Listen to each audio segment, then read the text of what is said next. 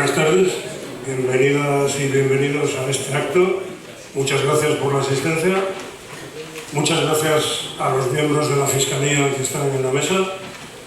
Dolores Delgado, fiscal de sala de Memoria Democrática, de la Fiscalía General del Estado. Jesús Arteaga, fiscal superior de Cantabria. Y Carlos Yáñez, fiscal delegado en Cantabria de Derechos Humanos y Memoria Democrática. Y muchas gracias a la Fundación Caja Cantabria por permitirnos hacer el acto en este espacio y por otras facilidades que nos ha dado en otras ocasiones.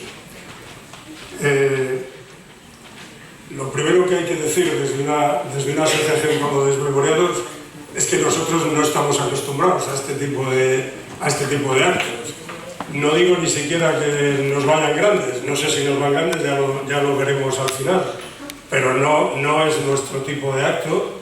Ya nos pasó en este mismo edificio hace unos meses cuando la delegación del gobierno nos invitó a un acto con el ministro de Memoria, con Víctor Torres, e incluso teníamos asientos reservados en la primera fila. Eso era novedad absoluta para nosotros. Y nosotros llevamos ahora mismo 11 años trabajando en la recuperación de la memoria. Precisamente conocimos a Carlos Yáñez en vísperas de uno de los últimos actos de la celebración que hicimos el año pasado del 10º aniversario. Por eso es muy fácil ahora saber que todavía no hace un año que nos encontramos por primera vez con Carlos Yáñez, y sí han pasado unas cuantas cosas desde entonces, porque este es un país con, no sé si es poca memoria, mala memoria o las dos cosas, poca y mala memoria. Y eso hace, pues que pasen bastantes cosas de las que pasan, incluso que leyes que ahora mismo nos facilitan algunas cosas hayan llegado tarde, descaradamente tarde y abiertamente tarde. Han llegado, tenemos esos aforismos de que nunca es tarde, pero a veces puede ser tarde, sobre todo cuando hay gente que durante muchos años ha peleado por ver esas leyes en vigor y no lo han conseguido. Entonces, siempre tenemos que andar un poco con ese ojo mirando atrás o mirando de costado, pero también a donde tenemos que mirar, evidentemente, es adelante.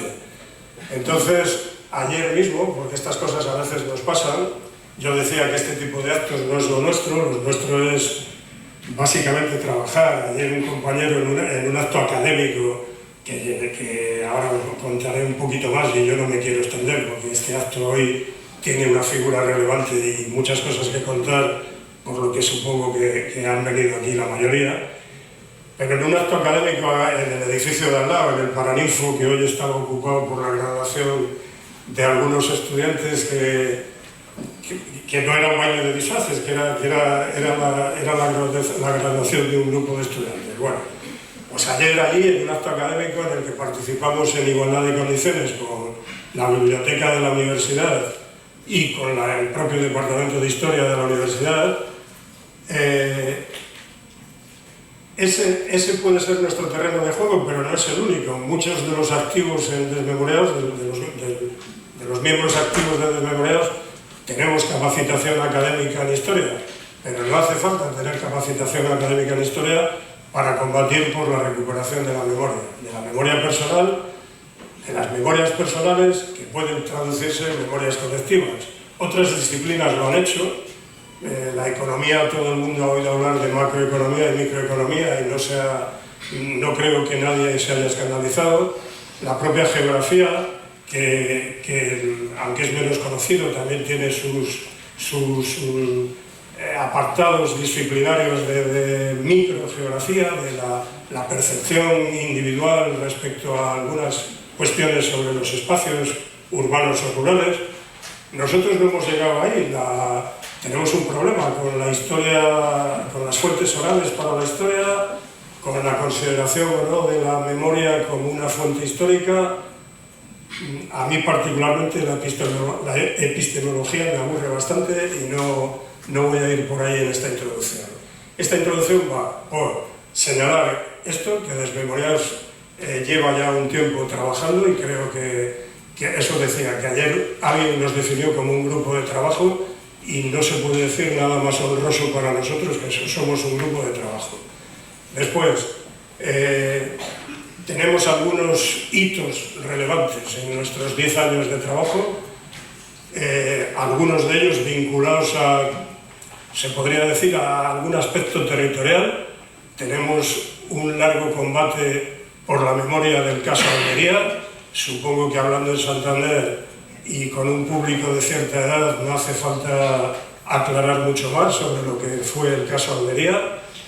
Unas víctimas del Estado en aquel momento duro de la transición. Tenemos un trabajo, yo creo que también de esa primera fila, y no es que los de otros no lo sean, con un aspecto territorial, que es el de Reynosa y la comarca de Campoo, la primavera de 1987 y todo lo que sucedió en aquel momento de la reconversión industrial posterior a la integración de España en lo que entonces eran las comunidades europeas. Y tenemos, y por ahí acabo, un enorme proyecto y una que ya es en muy buena parte realidad, que es nuestra colaboración, nuestros 2 convenios con la Universidad de Cantabria, con la Biblioteca Universitaria, porque aquí en los Reyes Magos ya no debe creer casi nadie, ni probablemente en pocos Reyes más, pero todos vamos a pasar, los individuos vamos a perecer, cuanto más tarde mejor, si estamos bien, pero lo que nos hace falta es que una institución, y si es posible una institución pública arraigada en el territorio, como es la universidad, custodie todo lo que podamos entregarle en custodia. Entonces, si se retiene, que no es nada difícil, si se teclea en cualquier buscador en internet recrea, como el recreo de los niños en los patios del colegio, recrea Unicam, y ahí hay un apartado interesantísimo, no lo estoy vendiendo, simplemente que se consulte, donde ya hay miles de archivos digitalizados, que es nuestra aportación para el futuro, porque creo que muchas de las cosas que hacemos se las debemos al futuro y que podríamos facilitar en el futuro el trabajo también de los historiadores. Y con esto yo termino la presentación de Desmemoriados y le doy paso a don Jesús Arteaga, fiscal superior de Cantabria. Gracias.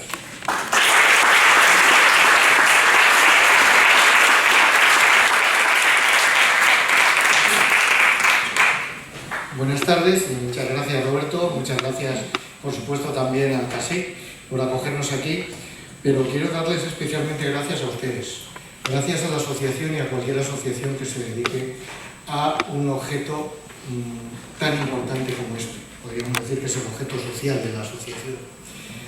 La memoria histórica, la memoria democrática, la historia son básicas para cualquier pueblo.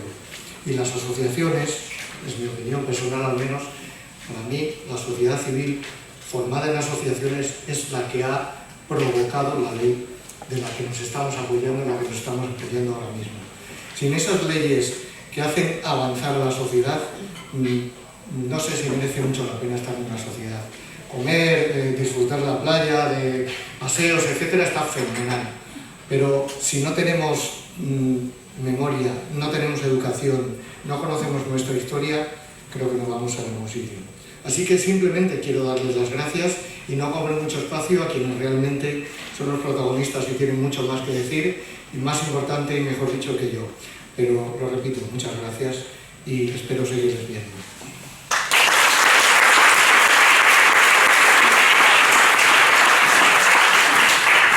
Bueno, le damos paso a la fiscal de sala, doña Dolores Delgado, para que nos dé unas palabras, que ella es la que dirige la Fiscalía en toda España en este sentido. Bueno, buenas tardes, también dar las gracias por esta invitación. Decía el fiscal superior, durante muchos años han sido las víctimas las que han llevado en sus espaldas el peso de la memoria, las que han llevado el protagonismo de la búsqueda de la verdad, de las búsquedas de sus desaparecidos, de la búsqueda de justicia. Y hay que decir que durante muchos, demasiados años, no se ha encontrado prácticamente nada, ninguna respuesta desde el Estado o desde las instituciones. ¿Por qué? Podemos empezar a analizar el por qué. Pues porque tuvimos una dictadura, la más longeva de Europa y de las más longevas y largas del mundo, que fue especialmente cruel, que sentó unas bases de silencio, que sentó unas bases para el olvido, que fue cruel y represiva, especialmente en los primeros años de dictadura, después de ese golpe de Estado, de esa guerra de España, de esa dictadura. En los primeros años realmente cruel y represiva y agresiva, centrada en el olvido, en el silencio, en la desaparición de todos aquellos que podían significar una obstrucción o obstaculización al propio régimen. Y después de todo esto, y después de tantos exiliados, más de 500.000 compatriotas marcharon, se fueron al exilio, en una población escasa la que había en España.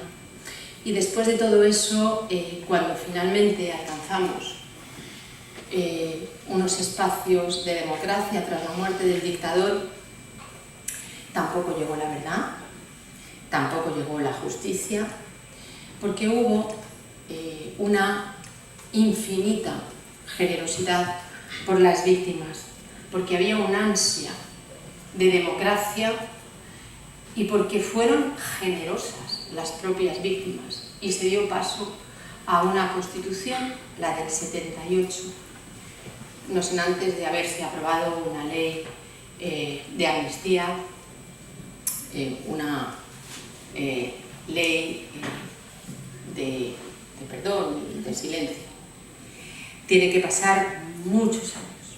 Llegamos al año 2007 y nos encontramos con la ley de memoria histórica, una ley llamada de memoria histórica, insuficiente, porque era una ley muy tímida, era una ley casi que a veces hasta pedía perdón por su propia aplicación y no hablaba, no había una sola palabra de justicia. Pero es verdad, y seríamos injustos si no dijéramos que fue una ley necesaria. Fue una ley que abrió las puertas a algunas cosas como los elementos de exaltación del franquismo, que aquí en Santander, y también con el gran esfuerzo de nuestro fiscal delegado, de nuestro compañero Carlos Yáñez, y acompañado, por supuesto, del fiscal superior Jesús Arteaga, han aplicado, porque se ha aplicado esa ley del año 2007. Pero tienen que pasar 15 años más, 15 años más, hasta en este recorrido llegar a la ley de memoria democrática, a la ley del año 2022. Y es aquí, en esta ley, en la que me quiero parar, porque es por primera vez da entrada a la justicia, da entrada al Ministerio Fiscal como un sujeto protagonista en la aplicación de la ley desde espacios de justicia. Porque fijaos, la justicia fue una herramienta de represión. Fue una herramienta de represión después, ya concluida, incluso antes de concluir la Guerra de España, pero concluida la Guerra de España, con aquellos tribunales de excepción, aquellos juicios sumarísimos, aquellas condenas que eran ejecuciones prácticamente inmediatas y automáticas, que no tenían ni respetaban ningún principio del debido proceso, donde no había garantías. ¿Para qué? Para justificar las sentencias que después vendrían y justificar la represión. Así que la justicia, con esas sentencias a muerte, a cadena perpetua, inmediatas por tribunales militares de excepción, por tribunales de comunismo, masonería,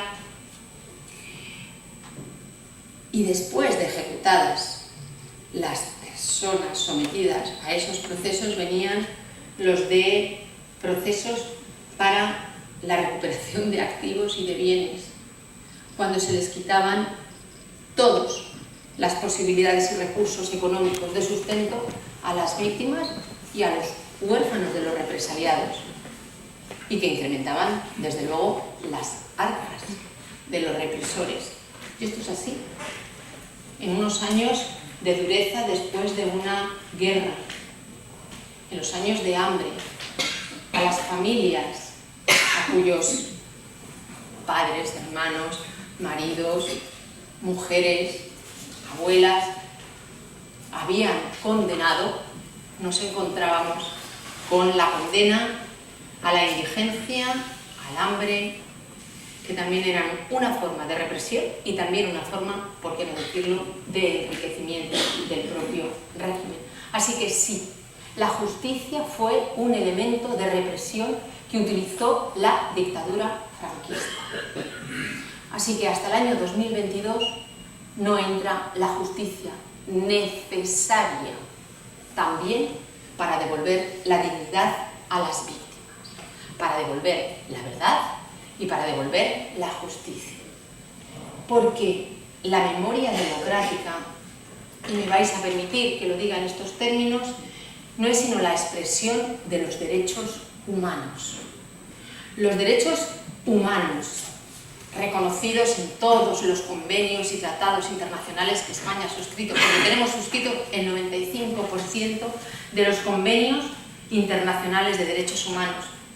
Y aquí se reconoce el derecho de las víctimas a la verdad, a la justicia, a la reparación, como sociedad que nos den garantías de no repetición, pero también exige a los Estados que la memoria se institucionalice, que sea una obligación del Estado.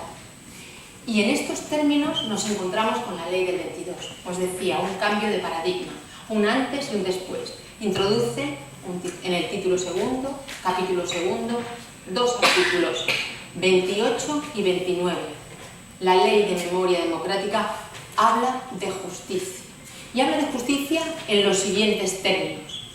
Las víctimas tienen derecho a una investigación efectiva como único medio de llegar a una verdad, de llegar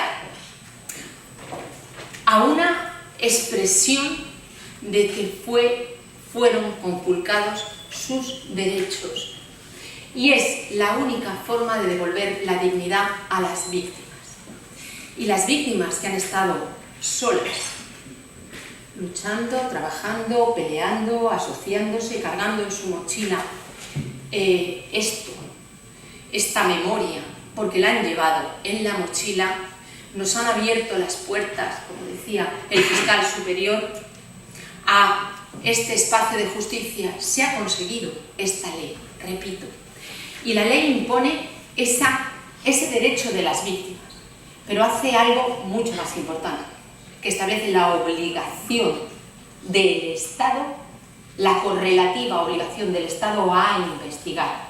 Y en este espacio somos los fiscales, y miro a los fiscales, y miro a mis compañeros también adjuntos en la Fiscalía, en la Unidad de Derechos Humanos y Memoria Democrática de la Fiscalía General del Estado, que son Virginia García y Eduardo Navarro, nos imponen a los fiscales la obligación de investigar. Y tenemos unas herramientas, y tenemos unos procedimientos, y tenemos una capacidad de actuar, que bien es cierto, hace falta tener carisma, hace falta tener convicción, hace falta tener ese entusiasmo por la legalidad. ese entusiasmo por los derechos humanos y esa creencia en que esa Constitución de 1978, que fue una buena Constitución, pero que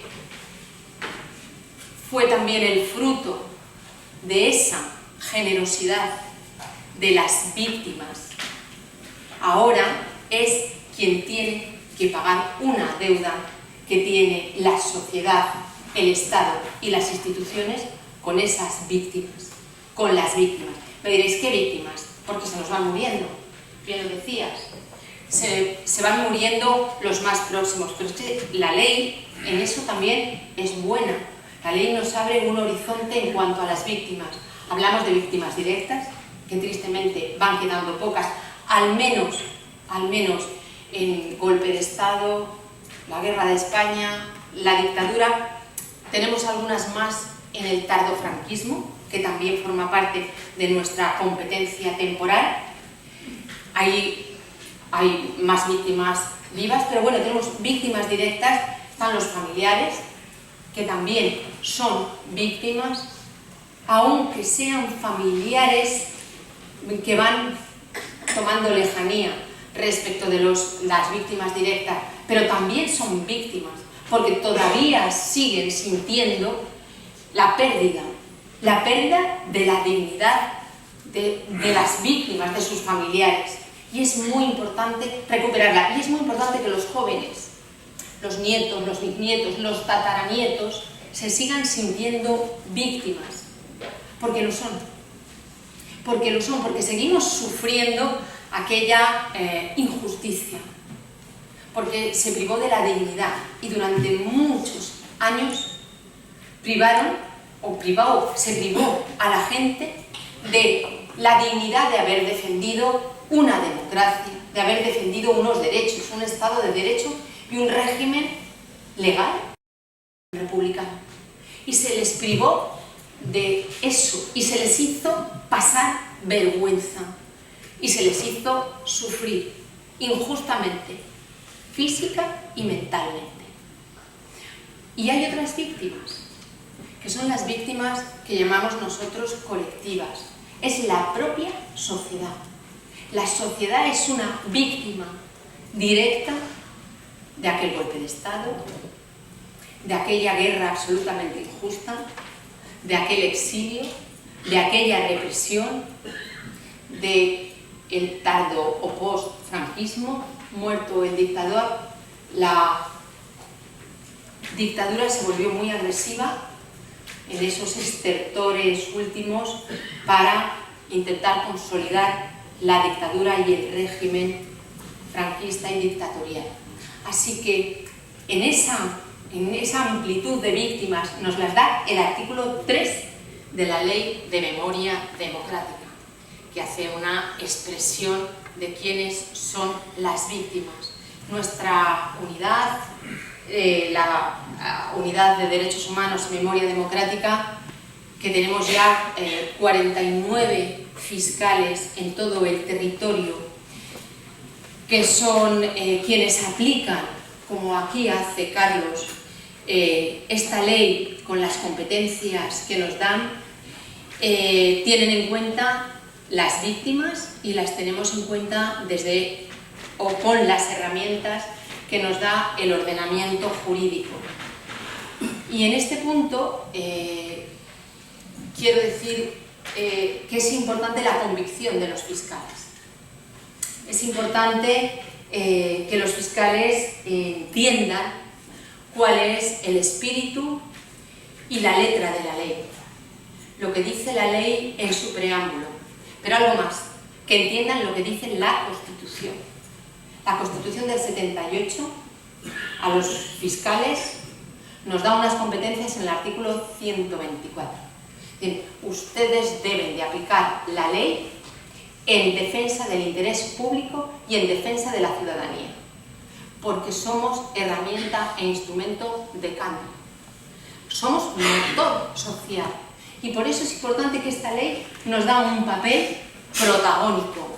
Y simplemente no porque seamos progresistas o seamos conservadores, no, porque somos legales, porque cumplimos la ley, porque cumplimos la Constitución, porque cumplimos los convenios y tratados internacionales, porque nuestra obligación es aplicar la legalidad a todas las situaciones que se han visto injustamente afectadas.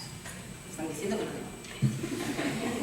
Pero tenemos distintos procedimientos, pero quiero deciros que por primera vez la ley del 22 de Memoria Democrática nos da una herramienta de justicia transicional, que es importante. La justicia transicional es esa justicia que se aplica pues, después de un conflicto armado ya internacional o nacional, después de una situación de una dictadura, para ajustar las situaciones, una vez superada esas situaciones donde ha habido una parte de la población que ha sufrido injustamente mucho, aparece la justicia. Y la justicia tiene que ser reparadora y tiene que devolver esa dignidad a las víctimas. Y tiene que hacer algo que es volver a situar a las víctimas en la situación del punto de partida. Después hay muchas justicias transicionales, depende. Aquí, después de todos los años que han transcurrido, evidentemente es mucho más difícil una justicia punitiva o una justicia retributiva. Quiero decir, es muy difícil sentar a alguien en el banquillo, por obvias razones, entre otras cosas porque los victimarios han fallecido, porque los hechos han prescrito, porque tenemos una ley de amnistía, porque no podemos aplicar retroactivamente la norma. Pero sí podemos investigar, pero sí podemos establecer la verdad desde espacios de justicia, pero sí hay consecuencias directas que establece la ley que se aplica a las víctimas, porque sí podemos acordar que se borren completamente las referencias en un proceso judicial que ha ocurrido tras un juicio bufo, que fue injusto, dictado por un tribunal inventado, con unas normas inventadas, que no se respetaron los derechos y que se asesinó a la gente en base a una sentencia, o se les condenó a cadena perpetua o a muchos años de prisión. También tenemos el deber de encontrar a esos desaparecidos que todavía andan en fosas, en muchos casos en fosas comunes. Buscar esos restos, hacer todos los trabajos antropológicos, médicos, de informes periciales, policiales, que estén los fiscales, que estén los jueces de instrucción, que estén las fuerzas y cuerpos de seguridad del Estado, que se identifiquen esos restos y que se devuelvan a sus familiares. Y hacer un proceso de reparación a través de la entrega a los familiares que todavía persisten y perduran y viven, nietos, bisnietos, da igual, a los familiares que siguen siendo víctimas, entregar los restos de sus antepasados víctimas. Y eso es una obligación del Estado y es una obligación impuesta en la ley, que viene de la Constitución, porque tenemos, os decía, ahora justicia transicional, pero la teníamos antes. La Constitución de 1978 tiene un artículo, que es el artículo 10.2. El artículo 10.2 es como una especie de puerta abierta a la interpretación de las leyes conforme a los convenios y tratados internacionales de derecho internacional de derechos humanos y derecho internacional humanitario, que dice: para la interpretación de nuestros derechos fundamentales y nuestras libertades públicas, las que aparecen en el artículo 14 y siguiente de la Constitución, las más importantes, el núcleo duro de nuestros derechos y libertades fundamentales, se deberán de interpretar conforme a los convenios y tratados internacionales de los que España sea parte y que haya ratificado España. Quiere decir, no es un número cerrado, no es un número clausus, sino que se van suscribiendo más. Os decía, España hemos suscrito el 95% de los convenios y tratados internacionales. Bueno, pues esos convenios lo que hacen es nos integran los derechos y las libertades fundamentales. Y cuando ahora decimos en nuestros informes, las víctimas tienen derecho a una investigación efectiva y para eso tienen derecho al acceso a la justicia. ¿Sabéis qué? El artículo 24 de la Constitución habla de la tutela judicial efectiva y esa tutela judicial efectiva es la que establece el artículo 10.2 con todos los convenios y tratados internacionales. De manera que esa es, la Constitución es nuestra justicia transicional, la ley es nuestra justicia transicional y el Ministerio Fiscal es el actor protagónico para ello. Y tenemos distintos procedimientos, somos muy versátiles. Bien es cierto que hay resistencia desde otros actores de la justicia para la aplicación de la ley de memoria democrática e incluso de la propia Constitución, porque en España el único juicio penal que ha habido en materia de memoria democrática no era para enjuiciar a los victimarios, sino era para enjuiciar al juez que estaba investigando a los victimarios que hoy tenemos aquí sentados. Así que ha llegado el momento y ha llegado el tiempo de aplicar la justicia, hacerlo con racionalidad como se está haciendo, haciéndolo con profesionalidad, aplicando la ley, con el espíritu de la defensa de los derechos humanos, de la Constitución, de la ley, con las normas que nos da el ordenamiento jurídico y os diré, sobre todo, con convicción, porque le debemos y tenemos una deuda de memoria a las víctimas. Y las víctimas necesitan de esas herramientas que da el ordenamiento jurídico. Y con esto concluyo. Las víctimas son consideradas víctimas en presente, porque el dolor y la necesidad de verdad no prescribe. Pueden prescribir los delitos, pueden prescribir las penas, pero no prescribe la condición de víctima. Por eso las víctimas tienen el derecho a todas las herramientas que da el ordenamiento español, el ordenamiento legal y jurídico. Y es lo que estamos haciendo desde la unidad, es lo que se está haciendo desde las fiscalías territoriales. Aplicar a las víctimas la condición de víctimas en presente, facilitándoles todas las herramientas que da el ordenamiento jurídico. Y esta es nuestro impulso, este es ahora mismo nuestro horizonte, es nuestro deseo seguir avanzando en esta línea. Tenemos la institución de la Fiscalía, es una institución central, la misma para todo el territorio español. Tenemos una ley, que es la Ley de Memoria Democrática, que es la ley que rige en todo el territorio español. Supliremos cualquier carencia en otros territorios, está claro, y trabajaremos como hasta ahora, intentando adaptarnos a cada momento, a cada tiempo. Despolitizamos absolutamente la memoria, queremos que sea así, porque esto es una obligación del Estado, es una obligación institucional y tiene que ser entendido así. Tenemos una Constitución y una ley que nos exigen esto. Punto. Punto. No hay más discusión. Ya está. Así que bueno, os quería dar las gracias nuevamente por haber contado con nosotros aquí. Públicamente dar las gracias a los grandes compañeros que hay aquí en Cantabria, Fiscal Superior, Carlos.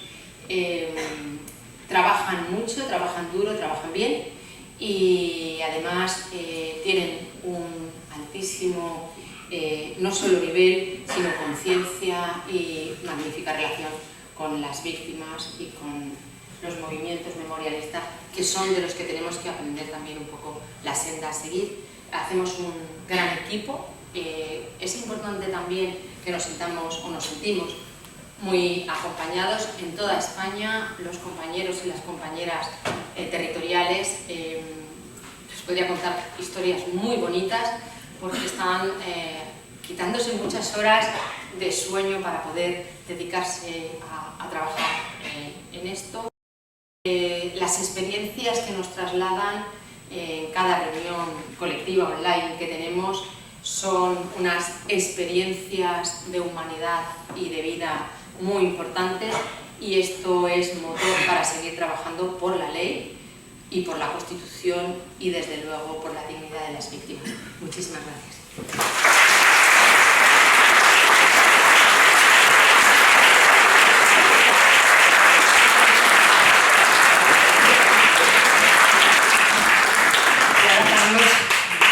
Carlos va a dar la conferencia central que nos va a explicar y relatar el expediente de jurisdicción voluntaria, que es uno de los instrumentos y las herramientas que nos da la ley, que además él iba a decir ha explotado con enorme éxito, y además porque así se ha reconocido ya en el primer expediente de jurisdicción voluntaria, declarando la ilicitud de una sentencia, pero además con una gran convicción y con un...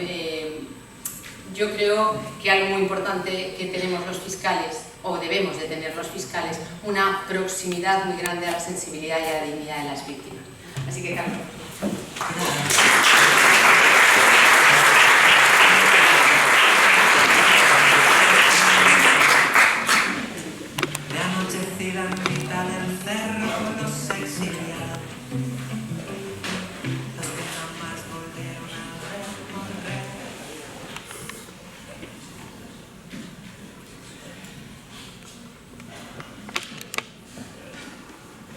Bueno, hola, buenas tardes a todos. La verdad que me toca hablar a mí ahora, claro. Entonces es un poco complejo esto de tener que hablar después de una persona como Dolores, pero no voy a dar remedio porque supongo que querréis escuchar algo. El término sería agradecimiento por el primero a ustedes, por estar aquí, invertir su tiempo, perder la tarde y venir a escucharnos, poner atención también. En segundo lugar, el memoriado. Dice Roberto que no sabe si le va grande o no le va grande. Ha sido un poco de humildad, pero no le va grande porque somos unos luchadores y se atreven con todo. Ellos y todas las asociaciones de memoria democrática, porque van siempre remando contra corriente y parece que no se cansan. Y algunos ya tienen una edad, pero no se cansan, siguen remando contra corriente. Por tanto, gracias de Memoriados por la organización, por la divulgación y por el trabajo que realizáis conjuntamente con el resto de asociaciones de memoria democrática. También, por supuesto, gracias a Dolores, la fiscal de Sala, que se ha desplazado hasta aquí con su asistencia, con su conocimiento, con toda la unidad que está aquí también con nosotros, con la unidad de memoria democrática, por el trabajo que realizan y también por la pasión que les ponen, que es muy importante en el trabajo que hacemos los fiscales, esa conexión con las víctimas, pero también la pasión en el trabajo que hacemos. Gracias, por supuesto, al fiscal superior, porque siempre sentimos desde la delegación su apoyo y nunca ha habido ningún pero de ningún tipo, sino todo lo contrario, siempre un apoyo constante. Debo decir que la delegación está integrada por esta persona que me habla, que es el fiscal, y por un señor que tenemos ahí al final, que se llama Fernando, que es el funcionario de Fiscalía, el gestor procesal, de los que no hablamos nunca, pero son siempre los que nos apoyan, los que hacen el trabajo, los que hablan con las víctimas, los que preparan los expedientes, y por tanto desde aquí, como él hace un trabajo a más del que tiene, pues solo le puedo trasladar mi reconocimiento y mi agradecimiento público para ti, Fernando, y para todos los funcionarios de Fiscalía de Torrelavega, que me apoyan también en esta labor, y por cómo no,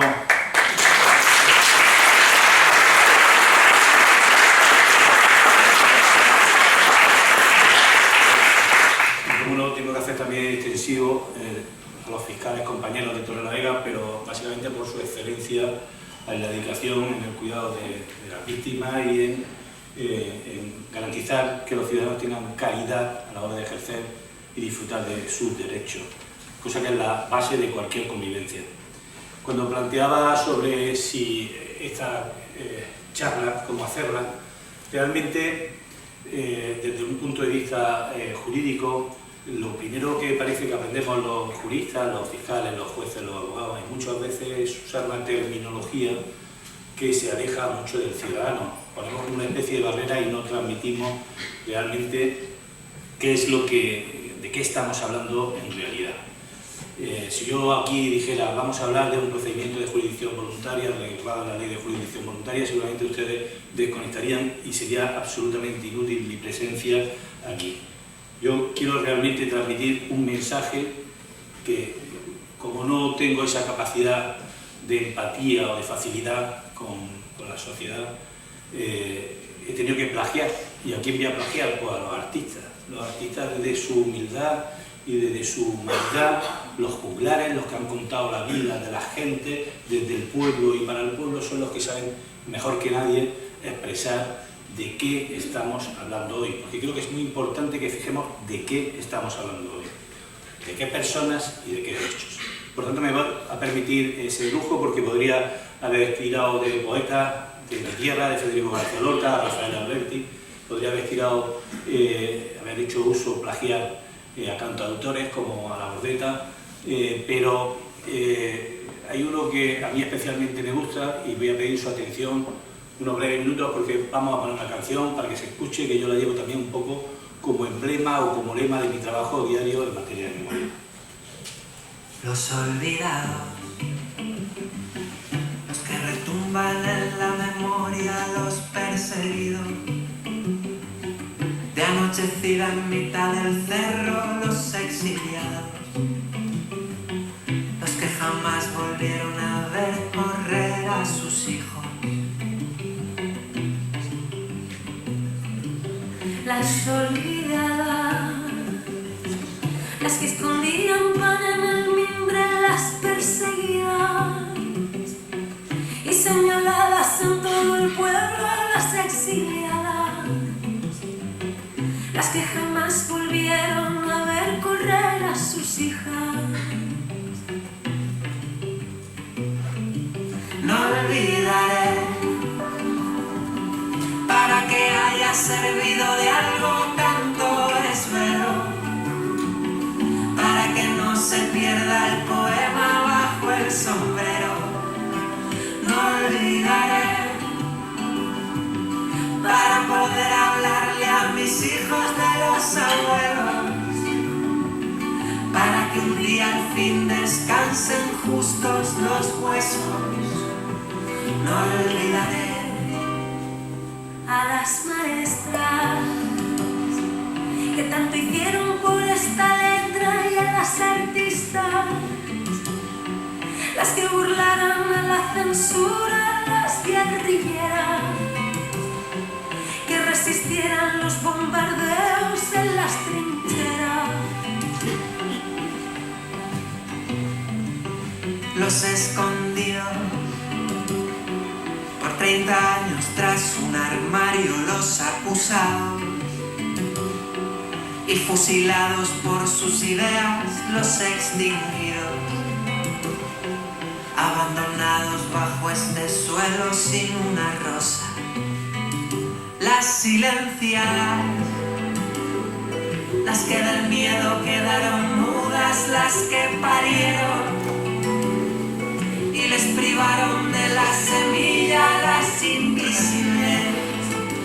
Hoy las nombramos para que su llama nunca se extinga. No olvidaré, para que haya servido de algo tanto desvelo, para que no se pierda el poema bajo el sombrero. No olvidaré, para poder hablarle a mis hijos de los abuelos, para que un día al fin descansen justos los huesos. No olvidaré.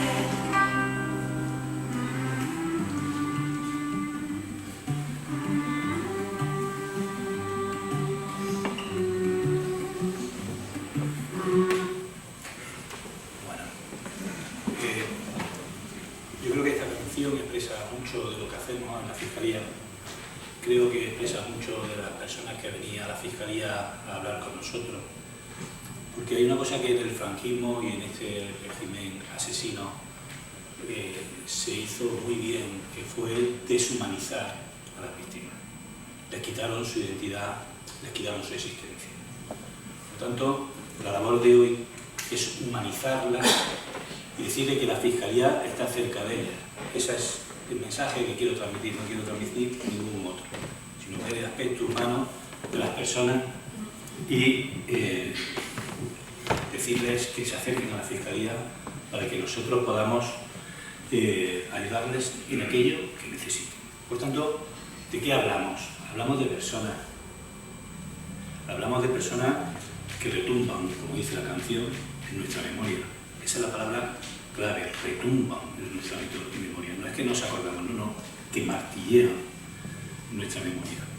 Hablamos de los perseguidos, hablamos de los deportados, hablamos de personas que jamás verán correr o que jamás vieron correr a sus hijos.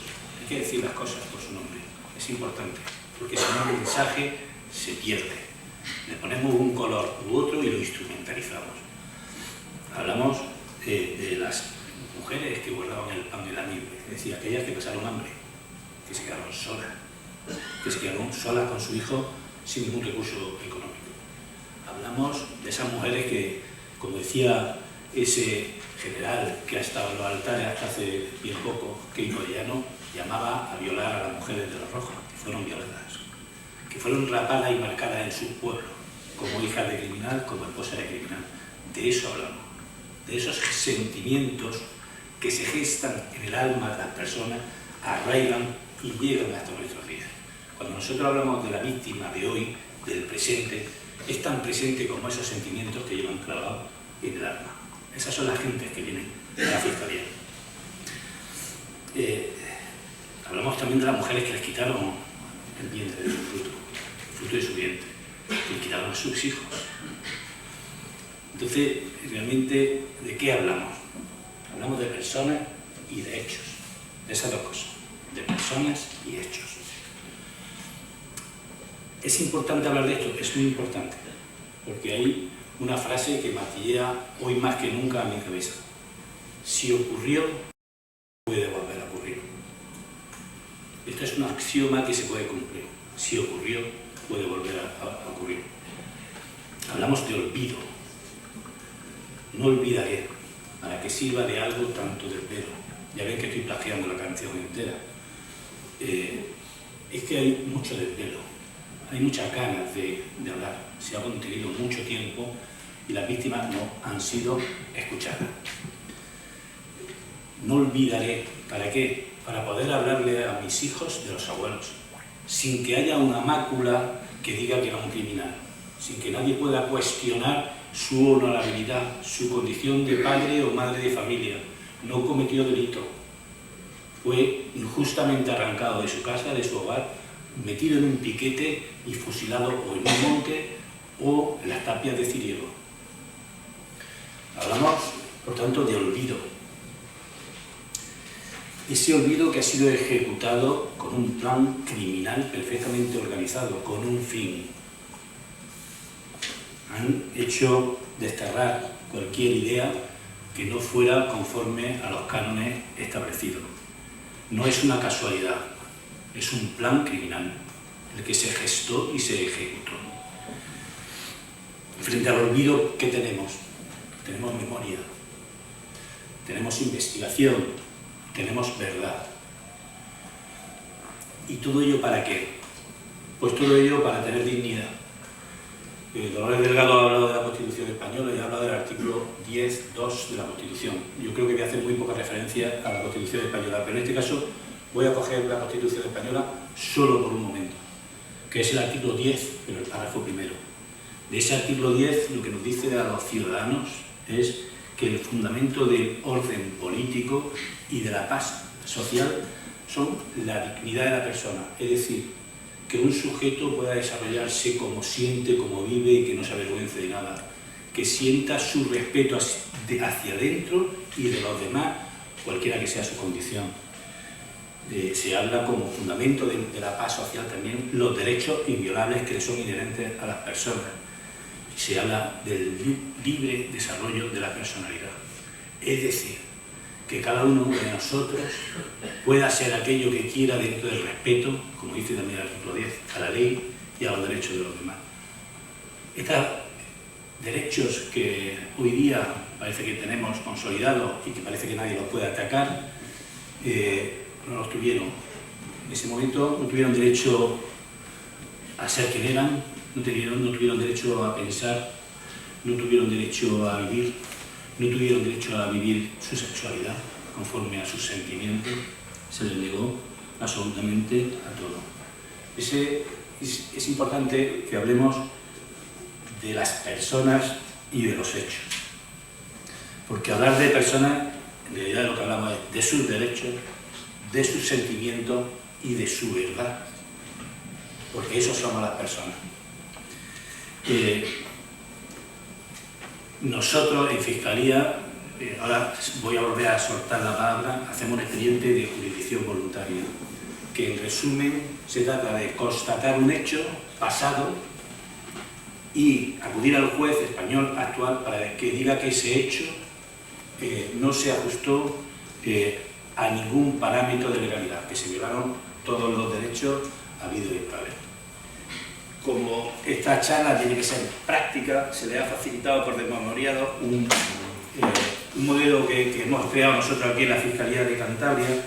Lo hemos generado un poco, entre tanto que la Fiscalía General nos proporciona un modelo un poco más sofisticado, digamos que es un poco casero, pero tienen ustedes ahí ese modelo. Y hay que ser muy explicativos porque a mí, de todo esto, lo único que me interesa es que me molesten cuanto quieran. Unas veces le aportaremos soluciones y otras veces no le aportaremos soluciones, pero en cualquier caso les vamos a escuchar. ¿Cómo acceder a la Fiscalía? Pues esto es lo más fácil del mundo. Hay un teléfono de contacto que lo puedo decir, pero se facilitará luego por desmemoriado, que es el 942, perdónenme mi presbicia, 942 88 12 76. Gracias, Fernando. Siempre está aquí. Y un correo electrónico que es fiscalía.torrelavega@justicia.cantabria.es. Ahí pueden dirigirse. Y si no, como hace todo el mundo en Google, preguntan por el teléfono de Fiscalía de Cantabria y una vez que descuelgan el teléfono, pregunten por Fernando, que es el que lo organiza absolutamente todo. Si no está él, cualquier funcionario les va a atender con mucho gusto. Es así de fácil. Si no entienden ese formulario y necesitan acudir a la Fiscalía, pregunten qué día está el fiscal y ese día les voy a atender, sin ningún tipo de fila previa, ni cortapisa, ni obstáculo. Si puedo, y no estoy en juicio, no estoy en esas 1000 tareas que tenemos los fiscales, les atenderé. Ya sabemos cómo acceder, bien fácil. ¿Quién puede acceder? Lo que en derecho llamamos la legitimación para pedir. Pues pueden acceder todos los que tengan, pueden pedir todos los que tengan un derecho o un interés legítimo. Esencialmente los familiares o actuales y aquellos que acrediten un interés legítimo. Aquí este procedimiento es muy nuevo y creo que afecta más a las asociaciones en cuanto a la posible intervención. Si la palabra interés legítimo, y como ha explicado también muy bien Dolores Delgado, hay una víctima colectiva en general, es posible que esa legitimación se canalice también a través de las asociaciones. Sería recomendable que las asociaciones trajeran a las personas que luego tienen que declarar en juicio y aquellas cuya rectificación individual se pretende. Pero creo que esa posibilidad, aunque no se han dado, y cuando digo hay a veces reticencia, cuando no se quiere, a veces se dificulta y podemos encontrar algún compañero de la carrera judicial que empiece, en vez de ver el fondo, a ver la legitimación, pero todavía no ha pasado. Yo creo que el camino ese se podría andar a través de las asociaciones. De hecho, hay alguna asociación ya de la República que en su propio nombre y de una persona ha hecho alguna petición. Si seguimos el dato del solicitante, lo más importante, aparte de identificarse correctamente, es que nos pongan un teléfono y un correo electrónico, porque lo que queremos es tener una comunicación ágil, porque la función que vamos a hacer en la Fiscalía es una función de acompañamiento. Este tipo de justicia a mí me gusta mucho porque no vamos contra nadie, sino que vamos siempre a favor. Sí, nosotros lo recibimos en Fiscalía y vamos a acompañarle vamos a acompañarle en todo ese proceso, vamos a informarle de todo lo que estamos haciendo. Cuando digo vamos, es un plural majestático. Fernando va a informarle absolutamente de todo. Y luego me lo dice a mí, porque es el que controla.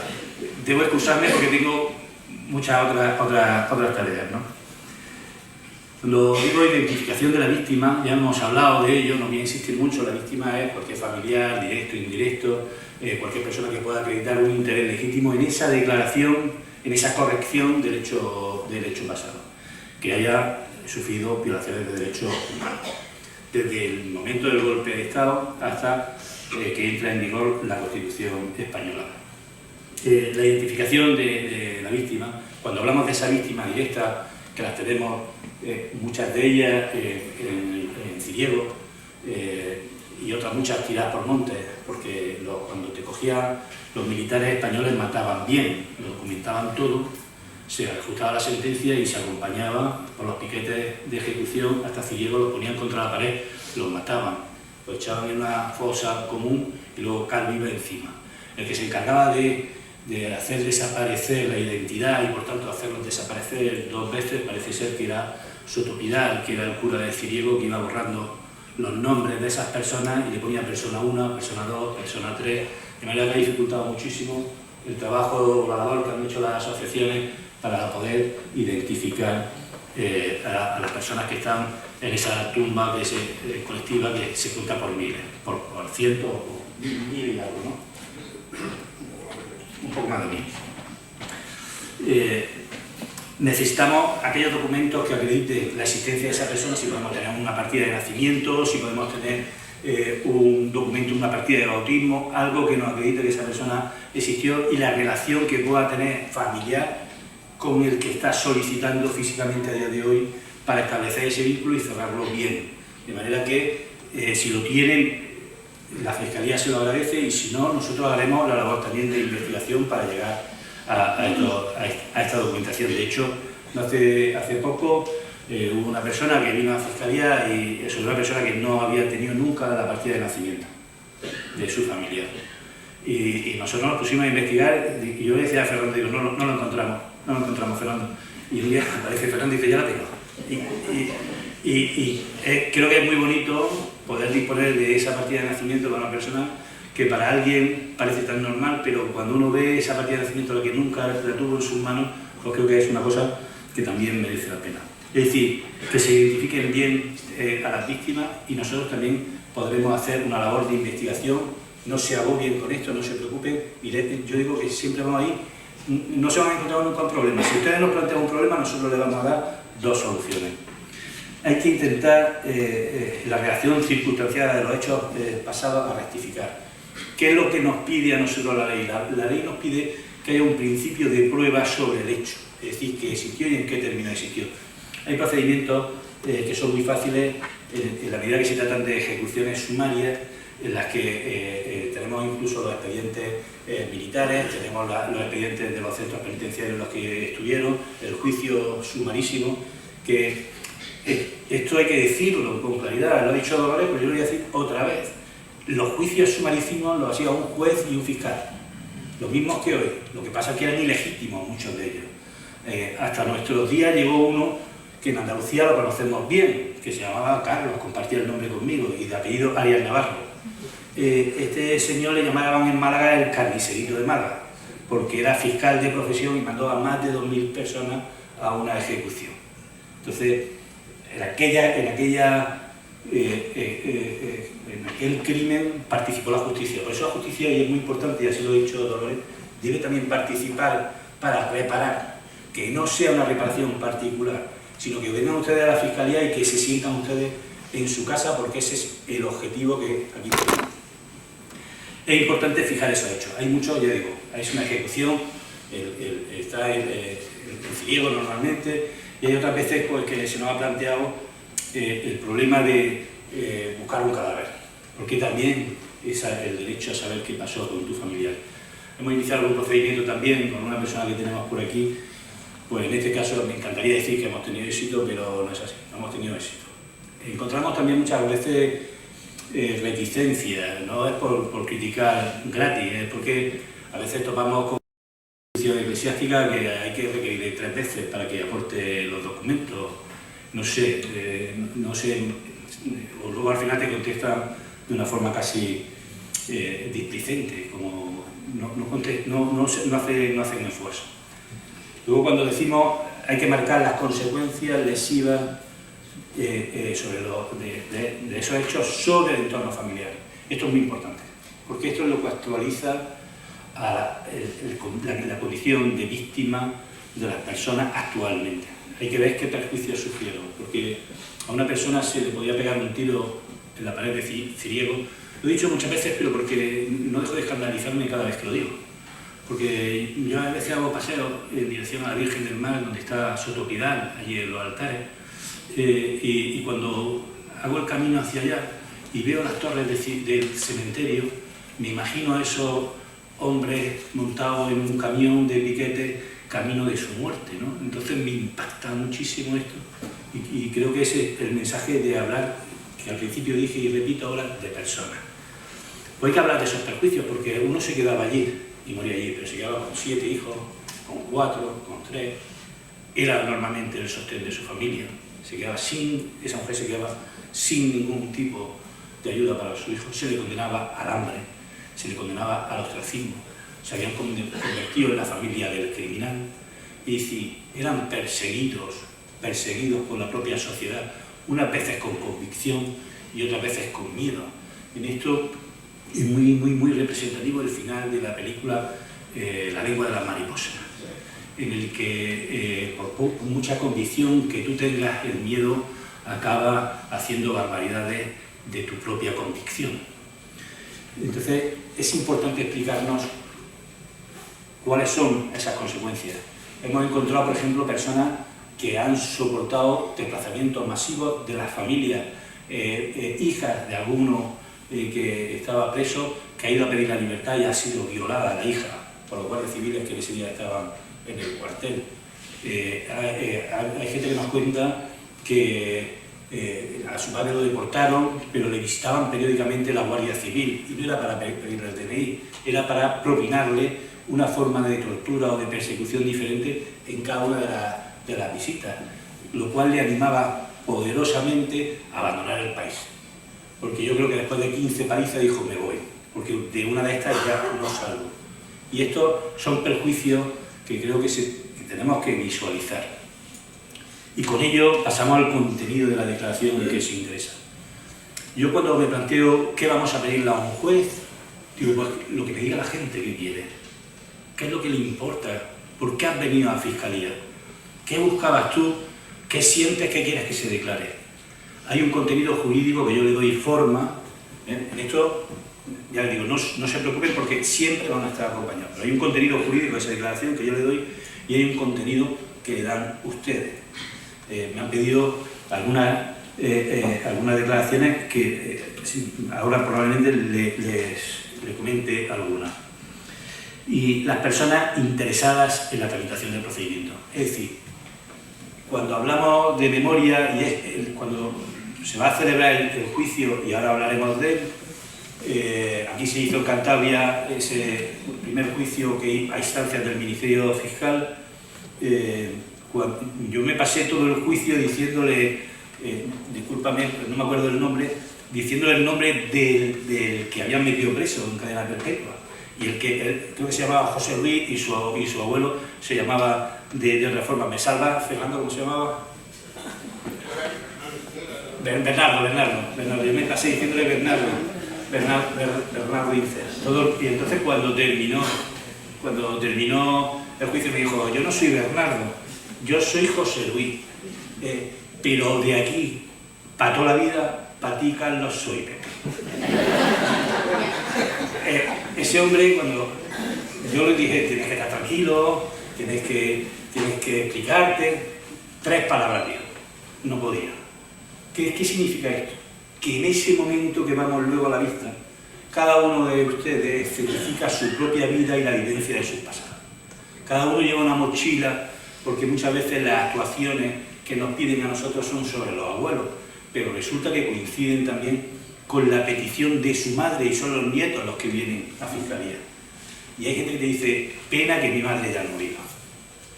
Porque en realidad lo que están haciendo honor no solo a su abuelo, sino también al deseo transmitido, transmisión oral constante de ese sentimiento de pena agarrado de una manera que es increíble la forma en que lo viven y lo sienten.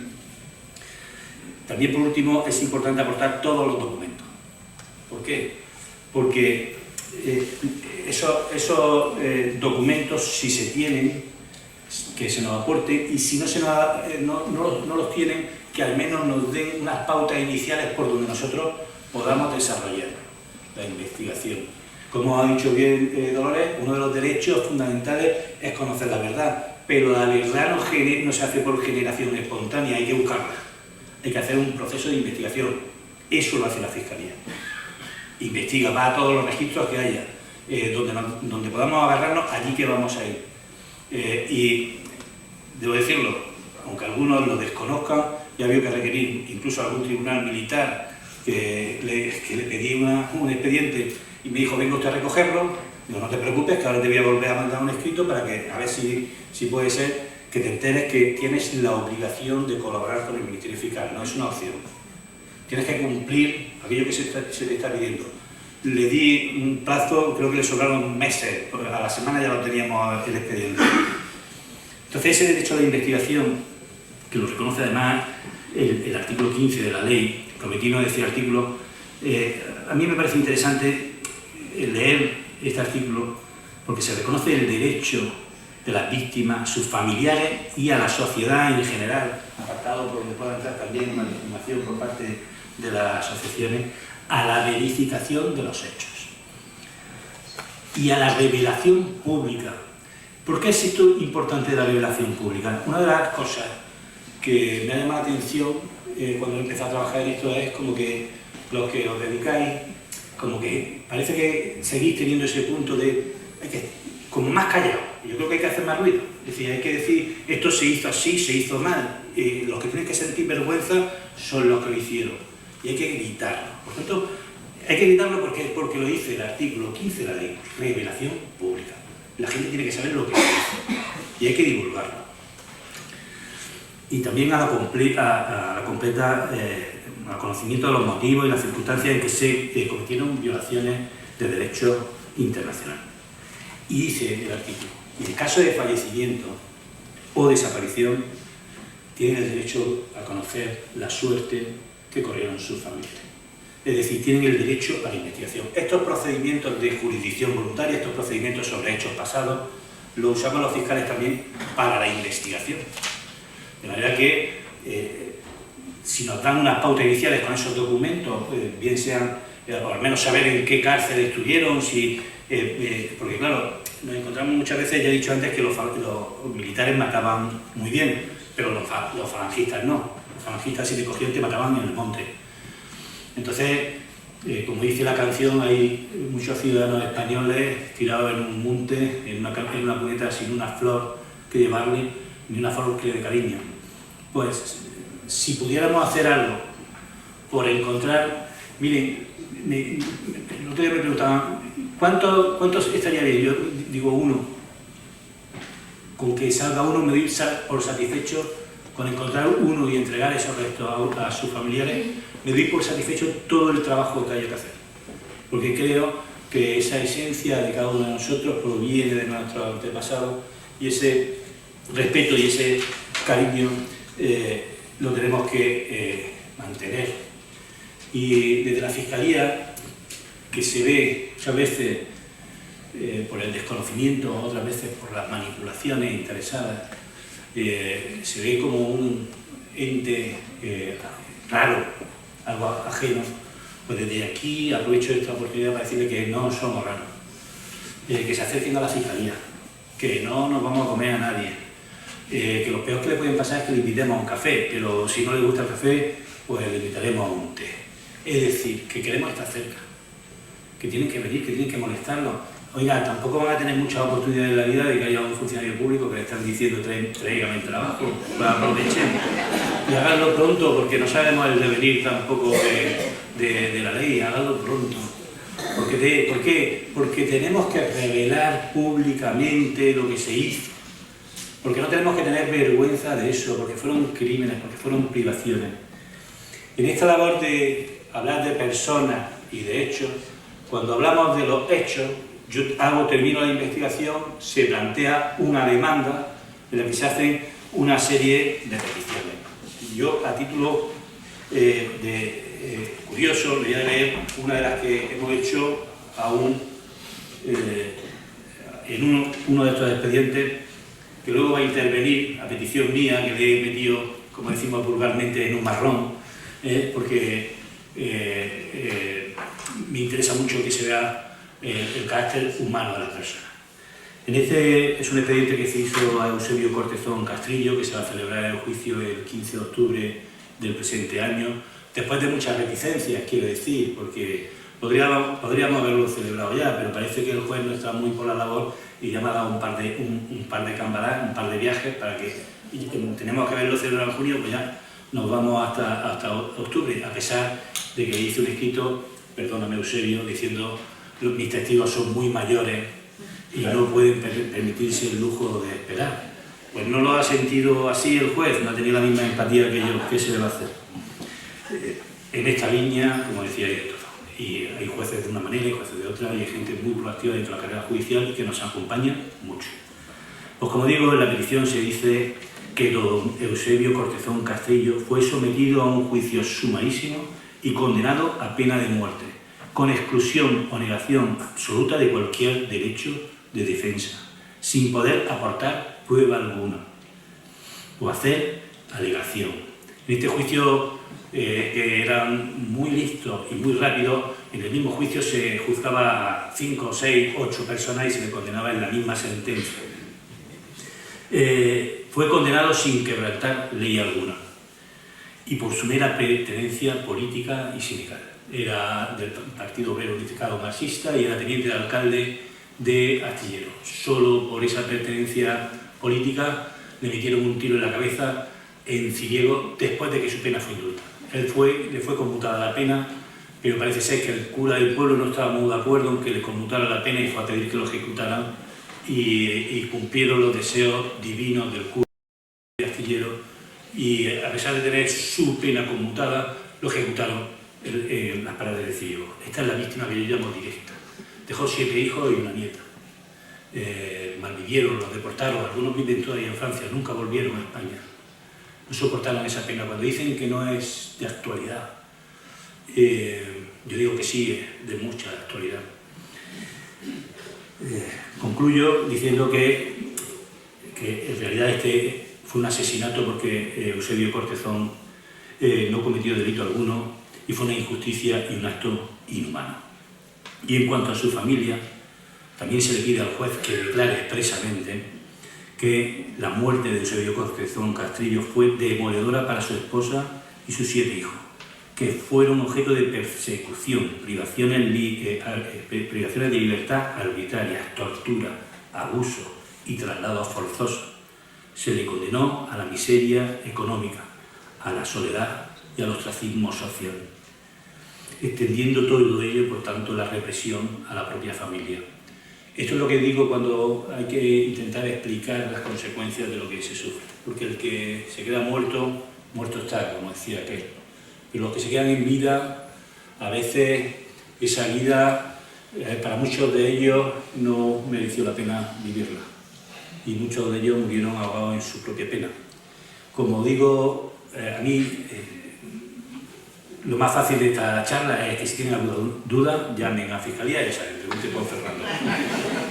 Porque esta es la solución a todos los problemas que tengan, pero de verdad, sin ningún tipo de cortapisa. O hablen con las asociaciones, que ellas tienen acceso directo también, pero aquí el acceso, la Fiscalía tiene que estar para garantizar la calidad de los derechos de los ciudadanos, no para otras cosas, para que la ley se cumpla y hay que hacerla cumplir y velar porque ustedes, la sociedad en general, disfruten de una calidad democrática.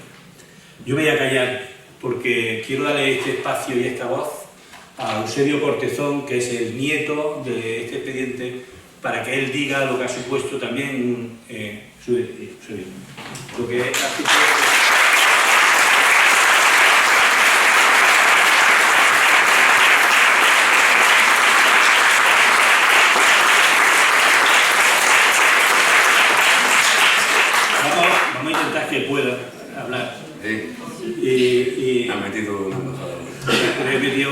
se ha ofrecido también voluntario al final, no ha sido un convencimiento inquisitivo, ha sido voluntario. Quiero que cuente su experiencia también en Fiscalía y su experiencia vital, para que cuando salgan ustedes de aquí y alguien les diga eso no es de estos tiempos, pues tengan ustedes argumentos como los tengo yo para cargarme de razones, poner pasión y ley y seguir adelante.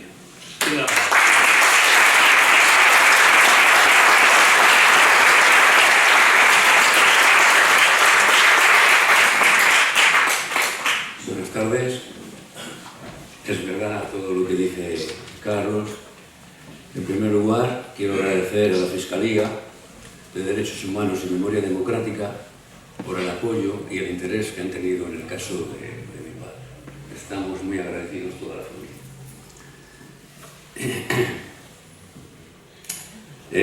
También quiero agradecer a José Ramón Saiz Viadero, que fue el primero que escribió sobre mi abuelo. A María Toca, aquí presente, que en plena pandemia escribió un artículo que mucha gente de Astillero llegó a conocer, sé que conoció a mi abuelo de una manera mejor, como tú lo explicaste. También Antonio Ontañón, por rescatar del olvido, como se titula su libro, a mi abuelo y por lo menos a 900 más, que están honrados y reconocidos en el cementerio de Ciriego.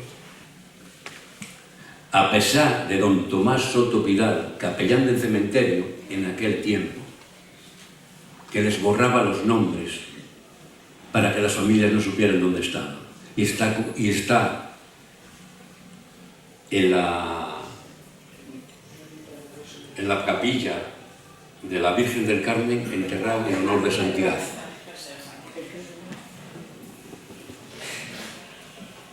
Bueno,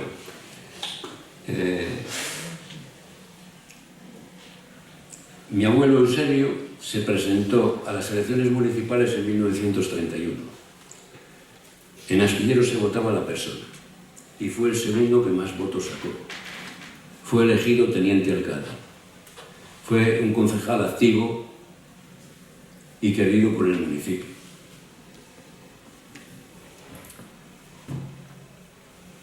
Al entrar las tropas franquistas en Santander le detuvieron.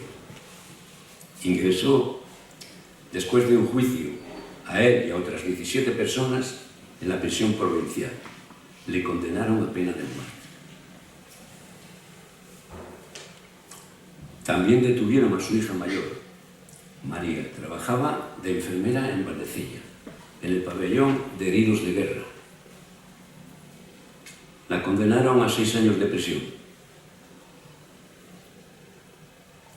Mi abuelo solicitó 2 veces en el año que estuvo en la prisión provincial que le conmutaran la pena de muerte. Y por este motivo, mi abuela, mis tías, recogieron firmas por el pueblo de Astillero, que incluso les firmaron gente de derechas. Pero también les dijeron que por muchas firmas que cogieran, le iban a matar igual. Y sí, le vino la pena de muerte conmutada por cadena perpetua. Pero alguien se ocupó de que eso no quedara así. El día 7 de diciembre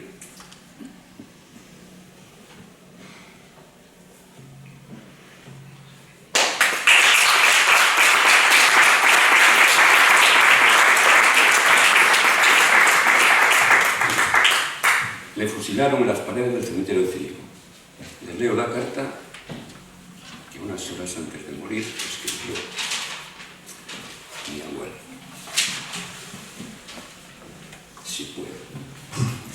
A mi querida esposa e hijos, me ha llegado el momento cuando ni nosotros, ni vosotros, ni yo lo esperábamos. Espero tengáis la resignación suficiente para soportar tan terrible noticia, como yo la tengo para morir. Muero inocente y te pido perdones a mis acusadores, como yo lo hago. Les creo unos equivocados. Mis últimos momentos son para ti y mis queridos hijos. Dales muchos besos de mi parte. Adiós, hasta siempre.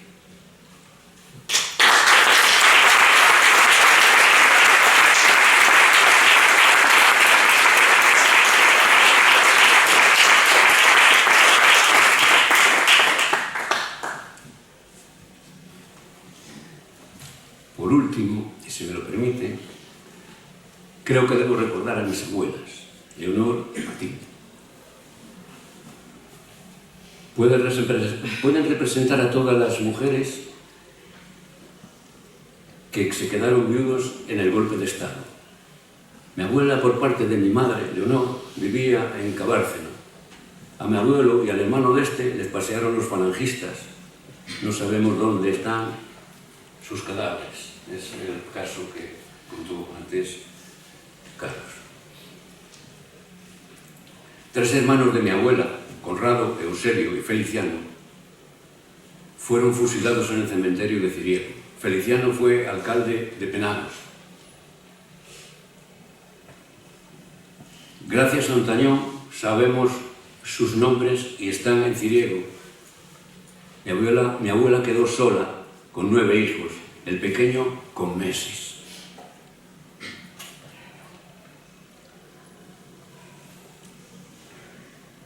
La historia de mi abuela Matilde ya la conocen. Matilde se quedó con 7 hijos, la mayor en la cárcel y una nieta de 6 meses.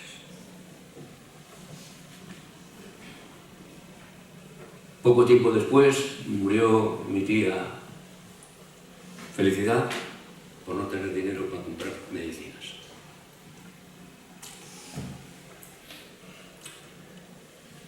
Yo siento una gran admiración por mis abuelas y por todas las mujeres republicanas o no que quedaron viudas.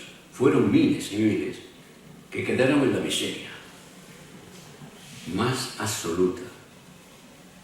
Las amenazaron, las humillaron. Siempre estuvieron marcadas por las ideas de sus maridos. Pero tuvieron el coraje y la valentía suficiente para luchar por sacar a sus hijos adelante y sobreponerse a tanto sacrificio. Muchas gracias a todos.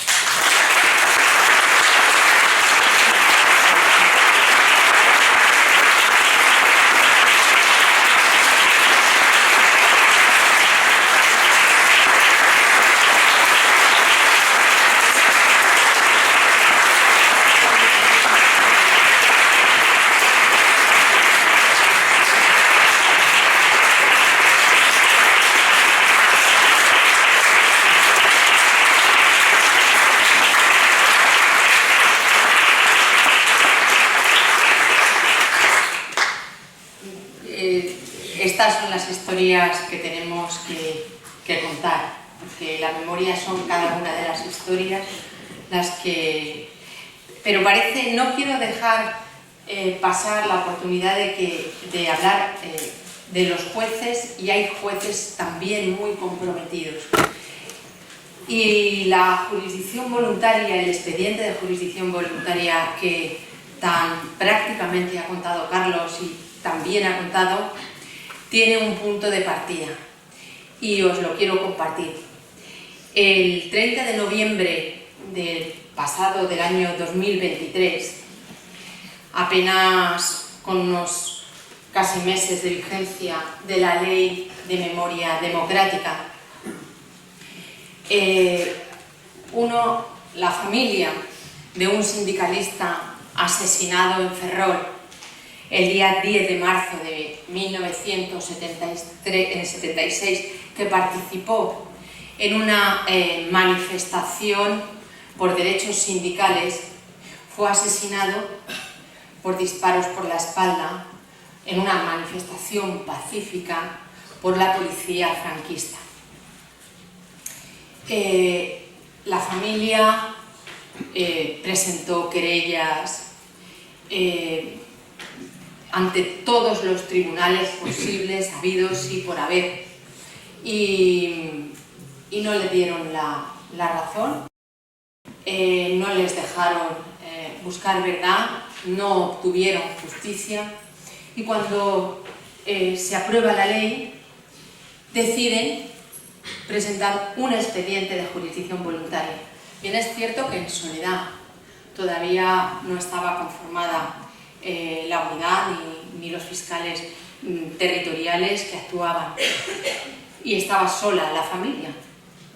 Y le pidieron al juez de primera instancia de Ferrol: queremos que incoe un expediente de jurisdicción voluntaria. Queremos que se declare que era una manifestación pacífica. Queremos que se diga que nuestro padre no hizo nada. Y queremos que se diga que fue injustamente asesinado por la defensa de los derechos sindicales. Y el juez dijo que no. El juez dijo que no, este juez dijo que no, porque eran unos hechos penales que no se podían llevar, ocurridos en el tardofranquismo, ya había muerto Franco, que no se podían llevar por la jurisdicción voluntaria, que es una jurisdicción civil, ante un juez civil. En ese interín entró en funcionamiento nuestra unidad. El compañero de Ferrol trabajó con nosotros y acompañamos a un recurso ante la Audiencia Provincial de A Coruña. Y esto es lo que quiero poner en valor. La Audiencia Provincial de A Coruña, en un magnífico auto de 30 de noviembre del 23, dijo que daba igual que los hechos originales fuesen delictivos. De hecho, todos son delictivos. Todo es delictivo. Y que la jurisdicción voluntaria era el camino para una investigación, era el camino para una verdad y era el camino para una justicia reparadora de las víctimas. Así que volvió a mandar el asunto a Ferrol. El compañero ya con la familia prepararon el expediente de jurisdicción voluntaria, se presentó el escrito de promoción, se practicó la prueba, y mira Virginia, porque trabajó con el compañero codo con codo en la práctica de la prueba, encontraron hasta un testigo que recogió a la víctima, lo metieron en un coche, lo llevaron al hospital y murió entre sus brazos, en sus brazos. Bueno, el auto de Ferrol acabó diciendo lo siguiente, que esta persona fue asesinada por la policía franquista en una manifestación pacífica solo por defender la libertad, los derechos sindicales y los derechos que en ese momento representaban. Y así concluye el auto, así concluye. Así que vamos avanzando, creo que podemos seguir avanzando y no solamente somos fiscales implicados, que sí, pero también hay muchos jueces comprometidos que además, bueno, han seguido la estela de Baltasar Garzón, que está aquí y que fue el primer juez con convicción comprometida.